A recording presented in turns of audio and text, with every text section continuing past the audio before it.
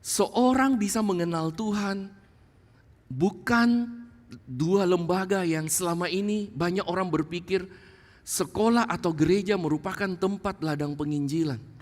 Tapi tahukah Bapak Ibu, Allah justru memilih keluarga merupakan ladang penginjilan yang pertama. Anak-anak kita atau kita belajar tentang Allah itu dimulai dari apa? Dari keluarga. Firman Tuhan mengatakan satu hari di pelataran bait Allah itu jauh lebih berharga daripada 1000 hari di tempat yang lain, ya. Tadi waktu ibadah saya coba menoleh ke belakang melihat, ya, saya melihat ada banyak wajah-wajah datang ke rumah Tuhan tapi mungkin penuh dengan kesedihan, ya. Ada masalah atau apa, ya, tapi kita diingatkan, ya, ada Tuhan yang selalu menyertai kita. Amin.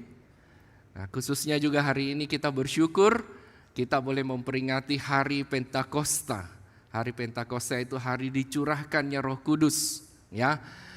Dan di dalam momen ini, ya, gereja mengajak kita memikirkan kembali tentang misi atau penginjilan, ya. Nah, Bapak Ibu, kita akan melihat satu bagian firman Tuhan yang kita sudah baca minggu lalu. Hari ini kita akan melihat dari sisi yang lain. Kita baca kembali Kisah Para Rasul pasal yang pertama ayat yang ke-8. Kita baca bersama-sama. Kisah Para Rasul pasal yang pertama ayat yang ke-8. 1, 2, 3.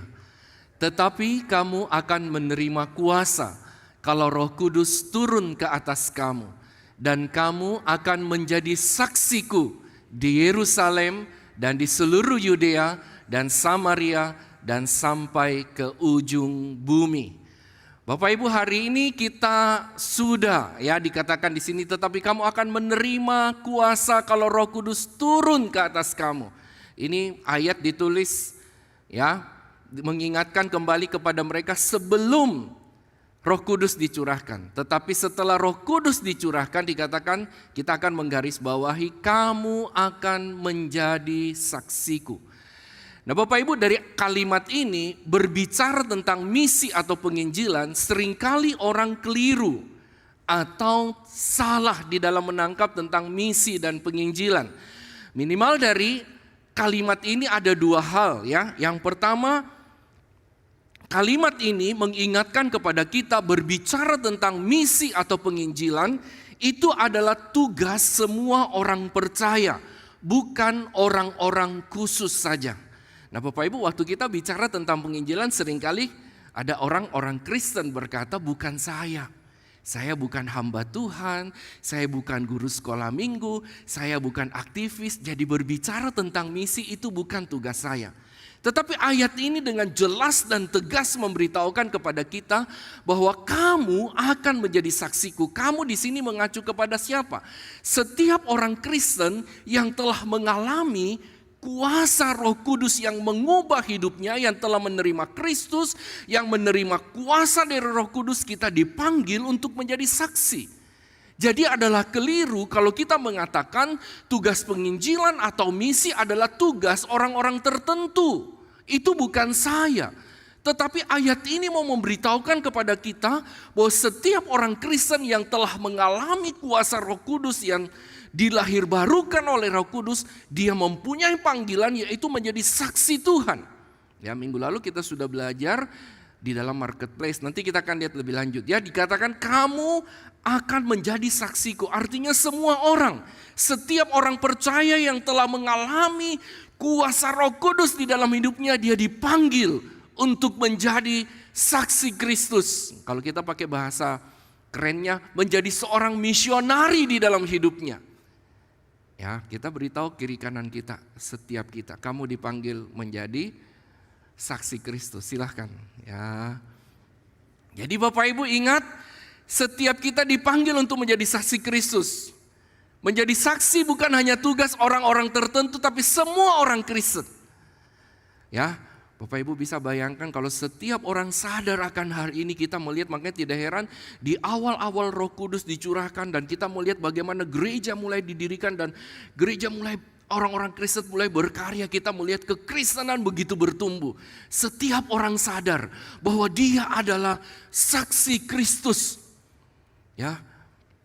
Yang kedua, kamu akan menjadi saksiku ini berbicara bukan hanya di tempat-tempat tertentu.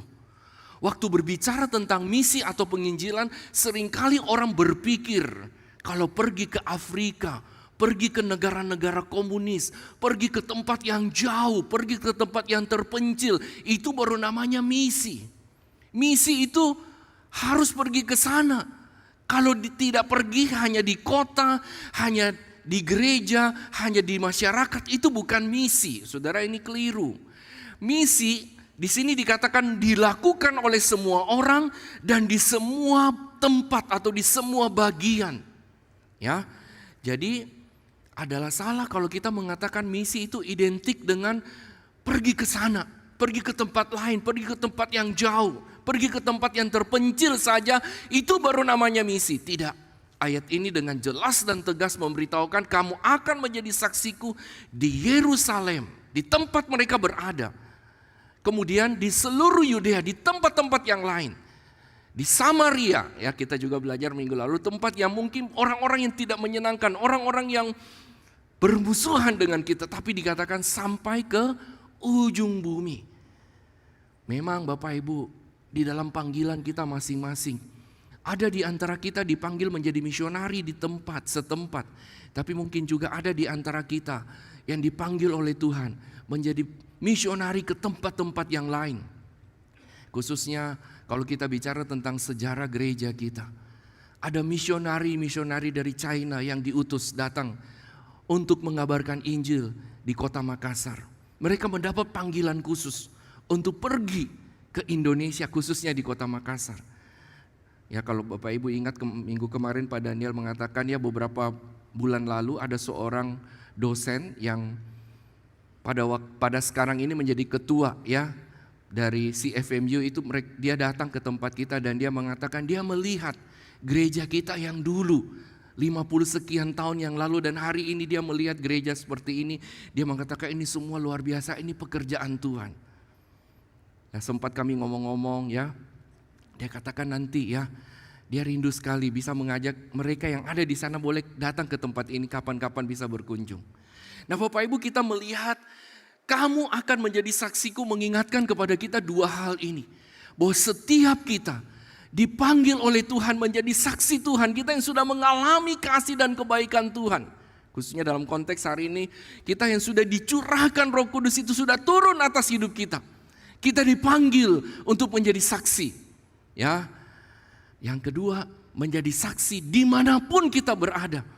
Ya, bukan berbicara tentang misi itu harus pergi ke pelosok, ya, pergi ke daerah yang jauh, tapi sekali lagi misi dimulai di mana kita berada.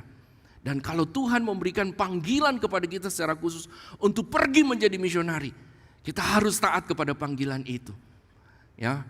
Oke. Bapak Ibu, berbicara tentang misi Allah bagi dunia ini, kalau kita melihat sepanjang Alkitab, misi Allah itu diungkapkan melalui seluruh karya Allah. Sepanjang perjanjian lama sampai perjanjian baru kita melihat seluruh yang Allah lakukan itu memiliki satu tujuan, yaitu untuk penyelamatan manusia dari hukuman dosa. Misi Allah itu diungkapkan melalui seluruh karyanya, seluruh pekerjaan Allah sepanjang masa dan zaman dengan satu tujuan, yaitu untuk menyelamatkan manusia dari hukuman dosa. Bagaimana kita melihat dari waktu ke waktu Allah begitu peduli dengan manusia dan segala ciptaannya. Tetapi manusia tetap menolak dan pada akhirnya Allah mengutus anaknya ke dalam dunia untuk menyelamatkan manusia dari hukuman dosa. Itulah Injil, itulah berita Injil. Misi Allah bagi dunia ini.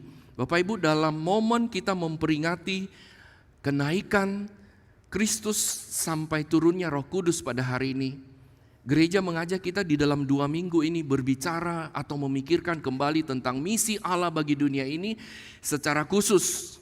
Yang tadi saya katakan di awal, seringkali banyak orang Kristen, bahkan gereja Tuhan, melalaikan tentang misi dua hal tadi. Bahwa menyadarkan setiap jemaat, setiap kita adalah misionari-misionari yang diutus oleh Allah di tengah-tengah dunia ini. Yang kedua, banyak orang Kristen dan gereja Tuhan kurang memperhatikan tentang misi secara khusus ya di dalam marketplace atau dalam hidup kita sehari-hari. Ya, di dalam panggil menjadi misi Allah di dunia ini, dalam hidup sehari-hari, dalam semua bidang kehidupan kita. Dari Senin sampai Minggu, yakni di dunia kerja dan di dunia bisnis kita. Menyadarkan orang-orang Kristen, anak-anak Tuhan, jemaat Tuhan, bahwa itu adalah ladang misi kita. Yang kedua, yang juga kadang-kadang dilalaikan oleh banyak orang Kristen, yaitu bermisi di tengah-tengah keluarga yang hari ini kita mau bicarakan. Ya, tengah keluarga itu berbicara tentang ikatan dan hubungan darah daging dengan kita. Saya yakin Bapak Ibu, khususnya kita sebagai salah satu gereja Tionghoa, kita orang jemaat, sebagian besar jemaat kita atau anggota keluarga kita belum percaya kepada Tuhan. Betul? Kami bersaudara 12, sampai hari ini masih 7 yang percaya, 5 belum percaya. Itu masih beban kami untuk terus mendoakan. Saya tidak tahu Bapak Ibu. Ya, saya lahir besar dalam keluarga yang non-Kristen. Ya, saya bersyukur ada koko cece saya yang dulu terlebih dahulu menjadi Kristen dan kami adik-adiknya mulai ikut. Dan puji Tuhan, sebelum mama meninggal, mama sempat percaya Tuhan. Kalau papa tidak sempat. Nah Bapak Ibu, selain itu kita melihat yang sedarah, sedaging dengan kita masih banyak keluarga-keluarga kita. Ya. Bapak Ibu, berapa banyak orang menyadari akan kebenaran ini? Banyak orang sibuk pelayanan, sibuk memikirkan orang lain, tapi tidak pernah punya concern untuk bagaimana mengabarkan Injil kepada anggota keluarganya. Ada yang mengatakan, Pak susah, kalau ngomong sama orang gampang, kalau ngomong dengan orang sendiri susah. Itu ada orang-orang yang mengatakan demikian. Pekabaran Injil kepada orang lain itu gampang Pak. Tapi bicara Injil kepada sesama atau khususnya anggota keluarga kita itu tidak gampang. Nah Bapak Ibu, ada banyak hal yang mungkin kita alami di dalam kehidupan kita dan pergumulan kita. Firman Tuhan hari ini mau mengajak kita, mari kita bersama-sama di hari Pentakosta ini kembali mengingatkan tentang misi Allah di tengah-tengah keluarga. Yaitu apa, kita dipanggil menjadi saksi Allah agar keluarga kita bisa berjumpa dengan Kristus seperti kita dan mengalami kuasa keselamatan yang mengubah hidup kita dari hidup yang tidak berarti menjadi hidup yang berarti di dalam Kristus. Kebahagiaan yang kekal yang kita alami. Kita juga rindu anggota keluarga kita yang belum percaya kepada Kristus juga boleh mengenal Kristus di dalam hidup mereka. Amin Bapak Ibu. Nah Bapak Ibu, melalui khotbah hari ini kita diharapkan kita bisa mengerti apa yang menjadi peran kita di dalam misi Allah di tengah-tengah keluarga. Bukan satu kebetulan kalau di antara seluruh anggota keluarga baru kita yang percaya kepada Tuhan. Tuhan punya misi melalui kita untuk menyelamatkan anggota keluarga kita. Baik kita sebagai orang tua, Tuhan menaruh misi beban itu dalam hati kita untuk boleh menjadi alatnya menjangkau, menyelamatkan anggota keluarga kita, anak, menantu, cucu. Bahkan mungkin ada di antara kita yang dikaruniakan punya cicit. Atau kita sebagai posisi anak, orang tua belum percaya, Tuhan punya kerinduan melalui kita supaya orang tua kita boleh percaya kepada Tuhan.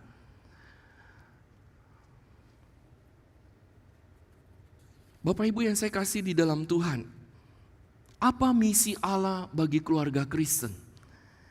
Alkitab memberitahukan kepada kita, misi Allah bagi keluarga Kristen adalah keluarga memiliki peran yang sangat penting dalam hal misi. Keluarga merupakan tempat untuk belajar tentang misi, cara bermisi dan membangkitkan jiwa misi kepada anggota keluarga kita. Orang-orang yang belum percaya di dalam keluarga melihat kita bagaimana menjalankan misi Allah itu di tengah-tengah keluarga kita.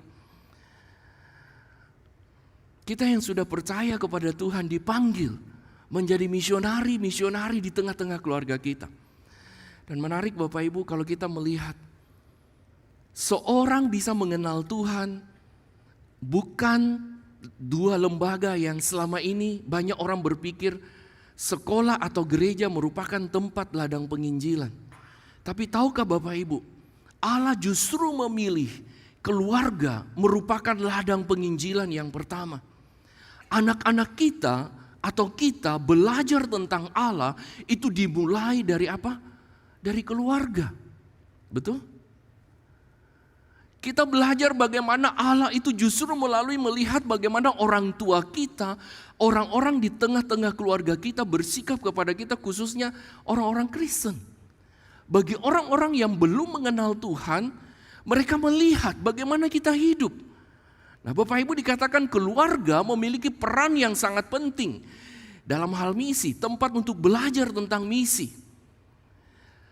Cara bermisi dan membangkitkan jiwa misi kepada anggota keluarga.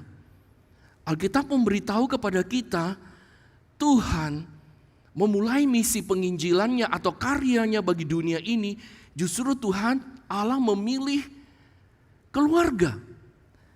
Kristus lahir dalam sebuah keluarga. Keluarga menjadi tempat pertemuan antara Allah dengan manusia.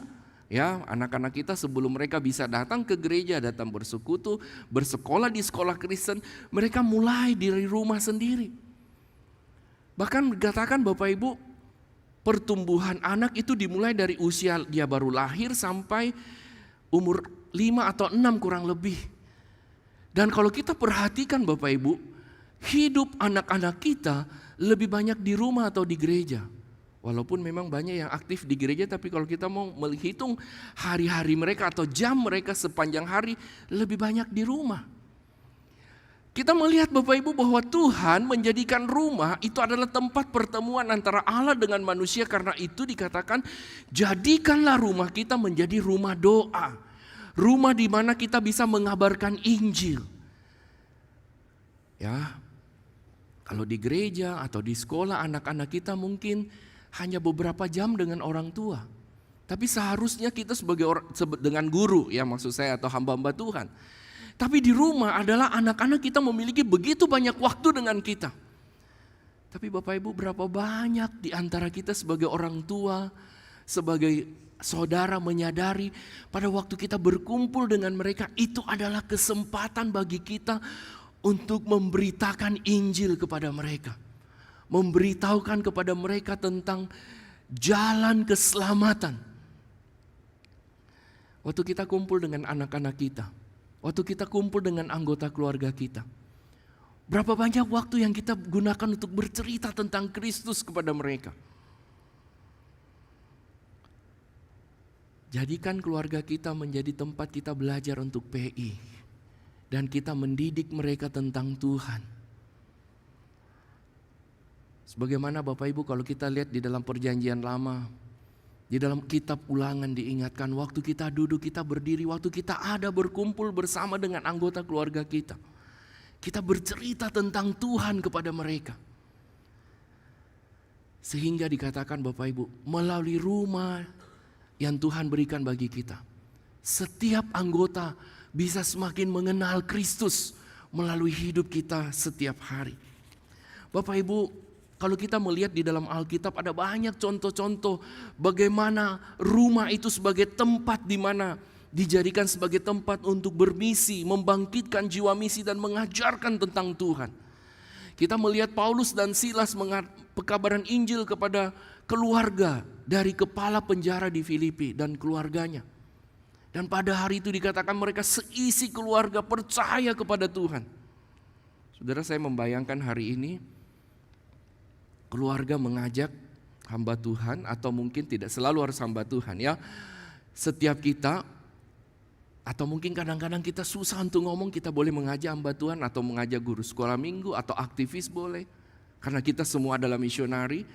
Mungkin panggil orang lain ngomong kayaknya lebih bisa. Mungkin ada di antara kita berpikir seperti itu. Untuk menginjili, memberitakan Injil kepada anggota keluarganya. Yang kedua, kita melihat bagaimana Petrus waktu Andreas pertama yang berjumpa dengan Tuhan Yesus, kemudian Andreas mengajak saudaranya untuk berjumpa juga dengan Kristus. Kita melihat bagaimana Yakobus dan Yohanes, dua saudara, bertemu dengan Kristus. Marta, Maria, dan Lazarus. Mereka menjadikan rumah mereka untuk boleh memberitakan Injil. Ya. Kita juga melihat bagaimana Filipus dan anak-anak perempuan dan Yosua dan keluarga dalam perjanjian lama. Aku dan seluruh keluargaku, kami mau percaya kepada Tuhan. Lalu dalam konteks hari ini Bapak Ibu, kita bisa mulai dengan kita membuat rumah kita menjadikan rumah kita tempat untuk belajar tentang Tuhan. Kita membuat mezbah keluarga untuk mengajak, mendidik anak-anak kita dan juga kita sebagai orang tua. Bersama-sama belajar firman Tuhan. Dan di tengah-tengah masa pandemi saya mendengar ada banyak kesaksian. Ada orang-orang tua semua harus di rumah. Mereka belajar mengajarkan misi kepada anak-anaknya dengan belajar memperhatikan orang-orang lain. Ada beberapa orang tua atau keluarga beli beberapa biji sembako, beberapa bungkus sembako ya. Mereka pergi dengan masker, dengan segala peralatan untuk menjaga diri juga. Dalam segala keterbatasan mereka belajar. Ya, membagikan ada waktu-waktu tertentu dia berdoa bagi orang-orang yang dia berikan sembako itu. Dan kita juga melihat ada beberapa gereja yang membagikan sembako dan mungkin kita juga terlibat di dalamnya pada waktu itu. Tapi pertanyaannya bagi kita hari ini, apakah masih ada kerinduan seperti itu pada hari ini? Ya, mari Bapak Ibu, itu yang pertama. Yang kedua, Alkitab mengatakan bahwa keluarga merupakan organisasi misi yang kecil yang dapat membawa berita misi itu bagi banyak orang. Misalnya kalau kita lihat keluarga Simon Petrus, Alkitab mencatat di dalam Matius pasal 8 ayat 14 sampai 17, waktu itu dikatakan mertuanya Petrus sakit. Kemudian Tuhan Yesus setelah mengadakan penginjilan dengan murid-murid, dia mengingat ada mertuanya Petrus yang sakit. Dan dia mengunjungi dan di sanalah terjadi misi penginjilan. Dan ternyata Bapak Ibu kalau kita perhatikan dari ayat itu ada kesan mertua Petrus adalah seorang Kristen yang memiliki kesaksian hidup yang baik. Sehingga dikatakan ada banyak orang yang datang ke rumahnya untuk menjenguk dia. Dan waktu dia sembuh semua orang senang dan berkumpul di sana. Dan kita melihat bagaimana melalui momen itu Tuhan Yesus mengabarkan Injil, memberitakan tentang kerajaan Allah. Dan dikatakan banyak orang yang disembuhkan bukan hanya secara fisik tetapi rohani mereka. Mereka berjumpa dengan Kristus. Nah, kita melihat Bapak Ibu keluarga bisa merupakan sebuah organisasi misi yang kecil yang membawa berita misi itu bagi banyak orang. Ya, dikatakan kehidupan keluarga yang memiliki hubungan sosial yang baik dengan keluarga yang ada di sekelilingnya akan membawa Injil itu tersebar dalam waktu yang singkat kepada tetangga-tetangga seperti halnya keluarga Simon Petrus. Bahkan kalau kita ingat Bapak Ibu di dalam Kisah Para Rasul, bagaimana seorang yang bernama Dorcas, seorang janda, tapi dia begitu memperhatikan, dia mengabarkan Injil Tuhan melalui profesinya. Ya, dia menjahitkan baju bagi janda-janda dan dikatakan bagaimana mereka mengenal Tuhan justru melalui Dorcas. Bapak Ibu, rumah yang terbuka untuk pelayanan dapat menjadi alat yang sangat berguna untuk penginjilan dan pendewasaan rohani. Seperti yang dilakukan oleh Aquila dan Priscilla. Sepasang suami istri yang mendedikasikan hidup mereka bagi pelayanan Tuhan. Mereka mengabarkan Injil Tuhan melalui pekerjaan mereka sama dengan Paulus. Selain Paulus sebagai seorang pekabar Injil, dia juga dikatakan sama-sama tukang kemah. Dia mengabarkan Injil melalui profesinya. Dia membiayai sendiri pelayanannya. Ya, kemudian dikatakan Aquila Priscilla menjadikan rumahnya sebagai tempat untuk pelayanan. Bahkan kalau kita baca di dalam kitab Roma, di rumah Aquila Priscilla ini ada jemaat-jemaat yang sering berkumpul, beribadah, bersekutu, belajar tentang Tuhan dan mengenal Tuhan melalui rumah Aquila dan Priscilla. Bapak Ibu, saya merasa belakangan ini, apalagi setelah pandemi sepertinya ya, rumah-rumah untuk kita adakan ibadah atau persekutuan itu sudah mulai kurang Bapak Ibu. Saya ingat awal-awal saya pelayanan dulu, kalau saya khotbah di gereja mana biasanya ditempatkan bukan di hotel ya. Awal-awal kira-kira sekitar 15-20 tahun lalu kalau pelayanan itu kadang-kadang kita tinggal di rumah jemaat. Betul? Nah sekarang mungkin itu fenomena itu mungkin agak berkurang atau mungkin sekarang orang lebih berpikir secara praktis.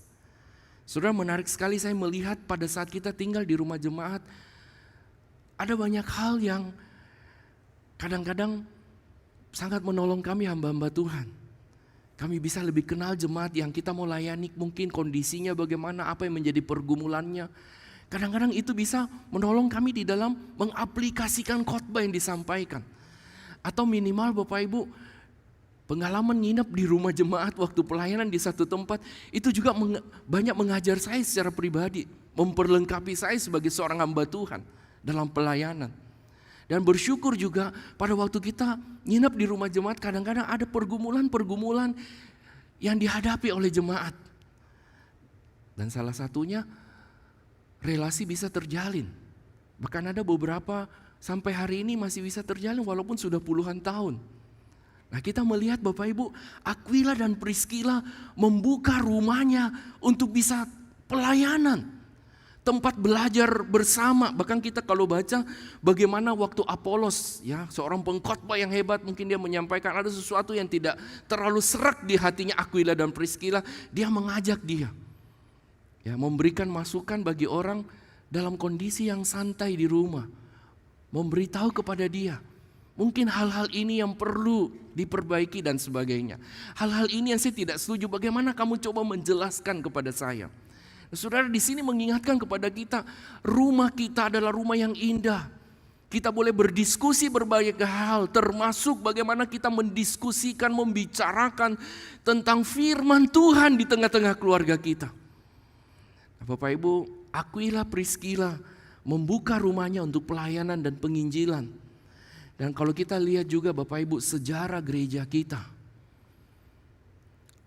pada waktu dirintis dan dimulai, ada waktu-waktu tertentu tidak harus di gereja tetapi kadang-kadang harus berkumpul di rumah-rumah jemaat. Ya, kalau kita baca sejarah gereja kita pernah ada di Sarapo, pernah ada di Jalan Timur, pernah juga sampai keluar kota. Gereja kita waktu itu hanya beberapa jemaat harus beribadah di sana. Dan hari ini kita boleh 96 tahun ini gereja kita bisa beribadah di tempat ini. Kita harus ingat sejarah gereja kita dulu dimulai dari rumah-rumah. Bapak Ibu, kalau Tuhan begitu menghargai rumah atau keluarga sebagai ladang misi Tuhan, bagaimana dengan kita? Dengan rumah kita pada hari ini? Apakah rumah kita merupakan tempat di mana setiap orang belajar mengenal Tuhan? Bagi yang belum percaya kepada Tuhan di tengah-tengah rumah itu, mereka boleh melihat, mereka boleh merasakan dan mereka boleh mengalami ada kehadiran Kristus di tengah-tengah rumah itu. Bapak Ibu, mengakhiri khotbah ini saya akan memberikan beberapa tips-tips atau cara-cara kita bermisi di tengah keluarga. Yang pertama Bapak Ibu, supaya kita bisa bagaimana bermisi di tengah-tengah keluarga, kita perlu punya kesadaran akan panggilan Tuhan. Bukan satu kebetulan kalau kita hadir di dalam satu keluarga, kalau yang lain belum Kristen, tapi mungkin kita adalah orang pertama menjadi Kristen di tengah-tengah keluarga kita. Tuhan punya rencana dan maksud di dalam kehidupan kita. Kalau kita melihat di tengah-tengah keluarga kita seperti itu Bapak Ibu, ya mungkin banyak hal kekurangan, banyak kelemahan, itu bukan kebetulan Bapak Ibu. Allah memilih saudara hadir di tengah-tengah keluarga seperti itu. Tuhan punya kerinduan melalui kita, keluarga kita boleh diselamatkan, boleh percaya Tuhan, boleh mengikut Tuhan. Memang tidak mudah Bapak Ibu. Ya, kalau kita sendiri di tengah-tengah keluarga Kristen kadang-kadang kita bisa diejek, diolok, ya kadang-kadang ada tekanan, tidak apa-apa Bapak Ibu. Ingat ada misi Allah. Ingat ya bahwa mereka membutuhkan Injil Kristus. Kalau tidak mereka binasa. Jadi yang pertama Bapak Ibu, bagaimana kita bisa bermisi di tengah-tengah keluarga? Kita harus punya kerinduan yang dalam untuk bermisi kepada anggota keluarga kita. Sebab kalau tidak mereka akan binasa. Sebagaimana kalau kita melihat dalam Matius pasal 9 ayat 36 dikatakan melihat orang banyak itu tergeraklah hati Yesus oleh belas kasihan kepada mereka karena mereka lelah dan terlantar seperti domba yang tidak bergembala. Bapak Ibu, ayat ini memberitahukan kepada kita waktu kita melihat anggota keluarga kita yang belum percaya Tuhan, mereka yang hidup di luar daripada Kristus, mereka hidup dalamnya menuju kepada kebinasaan. Bagaimana waktu kita melihat mereka?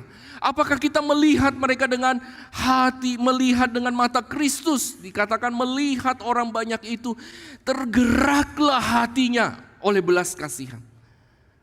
Bapak Ibu, mereka binasa bukan hanya sementara waktu, tapi kekal.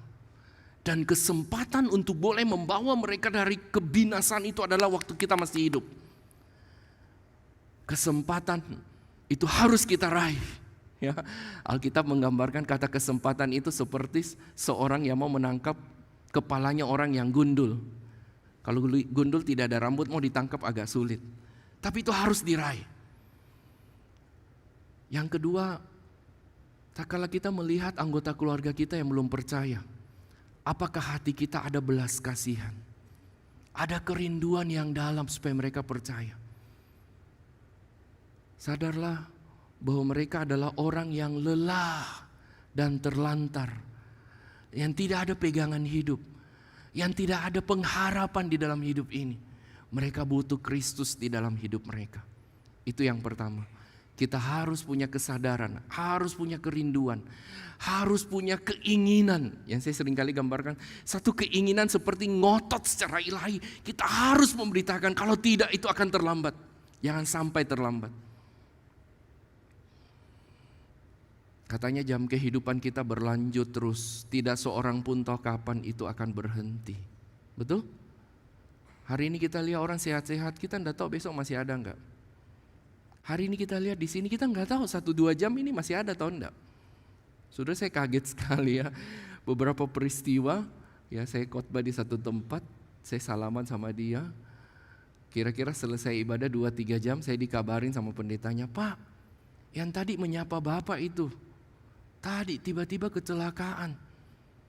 Dan tidak sempat ke rumah sakit, sudah dipanggil Tuhan. Waduh, hidup ini tidak ada seorang yang bisa tebak. Bahkan ada seorang teolog mengatakan, sadarkah kita setiap kali kita bernafas, mari kita bernafas. Ya, waktu kita bernafas ada orang yang lahir, tapi jangan lupa ada juga orang yang mati.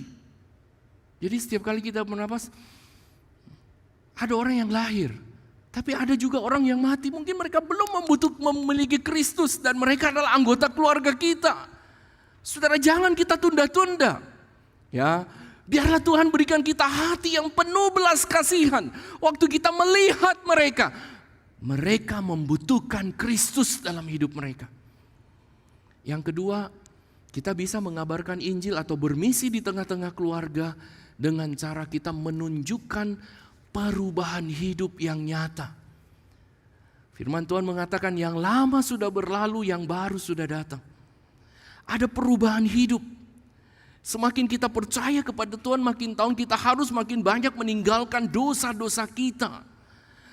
Sehingga orang bisa membedakan apa yang namanya Kristen, apa yang namanya bukan Kristen. Ya, Paulus di dalam Roma 12 ayat 2 dikatakan ada pembaharuan hidup. Berubahlah oleh pembaharuan hidupmu. Berkaitan dengan yang di awal tadi saya katakan, seringkali kita sulit mengabarkan Injil di tengah-tengah keluarga. Karena ini Bapak Ibu, kita tidak memiliki perubahan hidup. Setelah kita percaya kepada Tuhan, sebelum kita percaya kepada Tuhan, sama ji. Ya,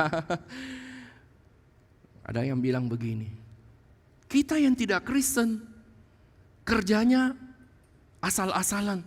Kamu yang sudah Kristen, kerjamu juga asal-asalan. Terus apa bedanya saya Kristen dengan tidak Kristen? Saya tidak Kristen suka tipu orang. Kamu bilang kamu Kristen juga suka tipu orang. Sekarang bedanya apa? Ya, Bapak Ibu, Sadarlah bahwa hidup kita itu seperti di akuarium yang dilihat orang. Sadar atau tidak, hidup kekristenan kita itu ditaruh di tempat yang tinggi. Makanya Tuhan Yesus bilang, kamu adalah garam dan terang. Terang itu ditaruh di tempat tinggi. Pada waktu ditaruh di tempat tinggi, orang semua melihat kita. Saudara, berapa banyak perubahan hidup yang telah terjadi dalam hidup kita sejak kita percaya Yesus. Kita harus berubah di dalam hidup kita, itu menyangkut pikiran kita. Filipi pasal 4 ayat 8, pikirkan yang baik, yang adil. Bapak Ibu sebagai orang Kristen, apa yang kita isi setiap hari di dalam pikiran kita? Apakah pikiran-pikiran kita adalah pikiran-pikiran yang baik, yang benar, yang berkenan kepada Tuhan, atau selalu kita memikirkan hal-hal yang tidak baik? Makanya itu yang keluar dari perkataan kita, itu yang keluar dari tindakan kita. Yang kedua, kita perlu perhatikan perkataan kita. Efesus pasal 4 ayat 29 dikatakan, biarlah perkataan kita adalah perkataan yang membangun, yang menguatkan. Bukan perkataan-perkataan kotor. Kotor di sini bukan hanya berbicara tentang kebun binatang yang seringkali kita pahami. Tapi perkataan-perkataan kotor di sini juga berarti perkataan-perkataan yang mengeluh, perkataan-perkataan yang tidak pernah bersyukur, perkataan-perkataan yang menjelek-jelekan orang, yang menghina orang, perkataan-perkataan yang menjatuhkan orang. Ya, seringkali kita kehilangan kesaksian hidup kita karena perkataan-perkataan yang kita ungkapkan. Itu juga berbicara bagaimana seringkali kita tidak bisa menguasai perkataan kita. Sehingga perkataan kita terlalu banyak dan perkataan-perkataan kita itu begitu menyakitkan hati orang. Sehingga banyak orang berkata, katanya orang Kristen, tapi kata-katanya seperti itu. Bagaimana saya mau percaya Tuhan? Jangan-jangan saya jadi orang Kristen sama jika kata-kata saya sama dia. Ya kira-kira begitu. Nah Bapak Ibu, perubahan hidup atau menyangkut juga perubahan tingkah laku atau perbuatan kita. Matius pasal 5 ayat 16 mengatakan, hendaklah hendaknya terangmu bercahaya dan melihat perbuatanmu yang baik. Perbuatan-perbuatan baik. Kita melakukan perbuatan baik bukan untuk mendapatkan keselamatan, tapi justru karena kita sudah mendapatkan keselamatan, kita harus melakukan perbuatan-perbuatan yang baik. Akar daripada kita tidak mau mengabarkan Injil salah satunya adalah kita tidak bermurah hati, kita egois. Injil, berita kabar baik, kabar sukacita tentang keselamatan di dalam Kristus kita simpan untuk diri kita sendiri, kita egois. Kita tidak mau berbagi, kita tidak mau bermurah hati. Ya, di dalam hidup ini kita hanya meminta, tapi kita tidak pernah mau memberi. Kita terus minta kita diperhatikan, tapi kita tidak pernah mau memperhatikan orang lain. Salah satu yang menyebabkan kita sulit mengabarkan Injil karena kita masih egois. Kita masih memikirkan diri kita sendiri. Allah Roh Kudus dicurahkan mengingatkan kepada kita hari Pentakosta ini.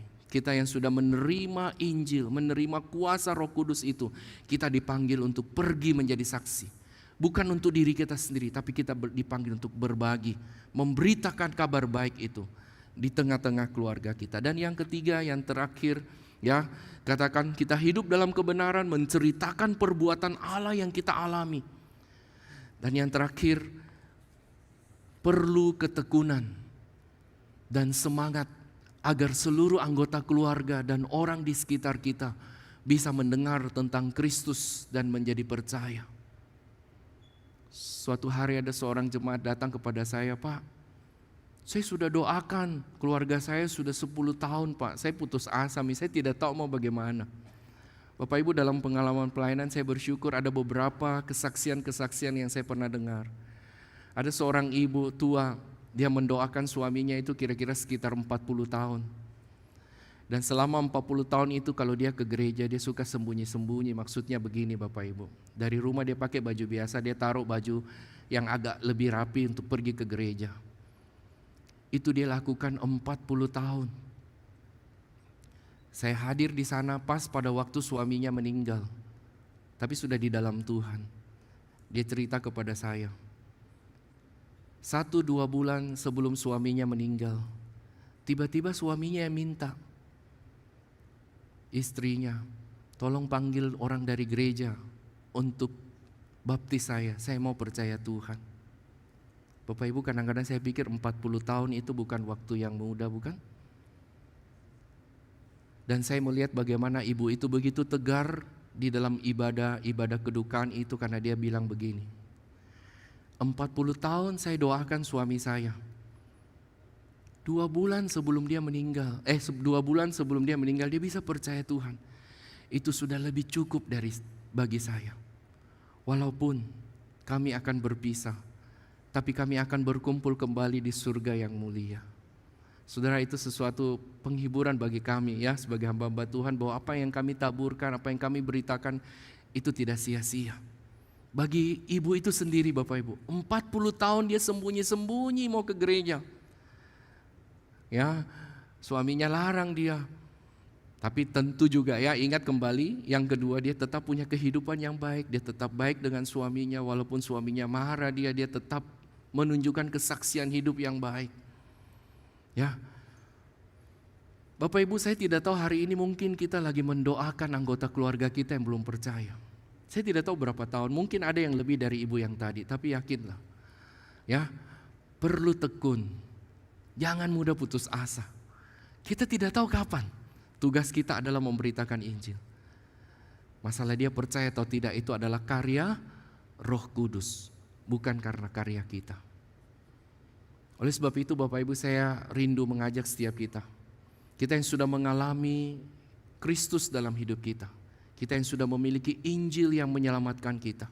Mari Bapak Ibu, di hari Pentakosta ini kiranya firman Tuhan ini mendorong kita kembali melihat keluarga kita. Mungkin itu suami kita, mungkin itu istri kita, mungkin itu orang tua kita, mungkin itu anak kita, mungkin itu menantu kita, mungkin itu mertua kita, mungkin itu ponaan kita, mungkin itu cucu kita. Bapak Ibu, jangan putus asa.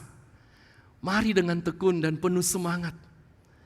Kalau Tuhan menyelamatkan kita, seperti janji Tuhan bahwa seisi rumah tangga kita Tuhan akan selamatkan. Kita bukan hanya berkumpul bahagia di dunia ini yang sementara, tapi kita sedang mempersiapkan kekekalan bersama dengan keluarga kita, berbahagia di surga yang mulia. Maukah Bapak Ibu?